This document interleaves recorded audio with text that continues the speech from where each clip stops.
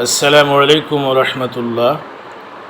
একটি প্রশ্ন এমন আসে যে ঋণগ্রস্ত ব্যক্তি কোরবানি দেবে কিনা, বা ঋণগ্রস্ত ব্যক্তির উপর কোরবানি ওয়াজিব কিনা।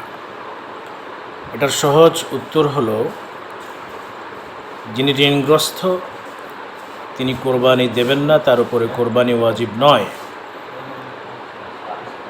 যদি ঋণ পরিশোধ করার পরেও উক্ত ব্যক্তির নিকট কোরবানি দেওয়ার মতো অর্থ থাকে, তাহলে তিনি অবশ্যই কোরবানি দেবেন। পাশাপাশি এমন একটি প্রশ্ন আসে যে ধার করে অথবা হাওলাত করে কোরবানি দেয়া যাবে কিনা।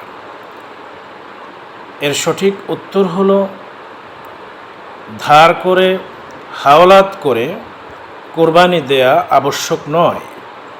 তবে উক্ত ব্যক্তি যদি মনে করেন যে পরবর্তী সময়ে তিনি তার দেনা পরিশোধ করে দিতে পারবেন, তাহলে তিনি কোরবানি দিতে পারেন। এক্ষেত্রে কোরবানি তার উপর দেয়া জায়েজ রয়েছে।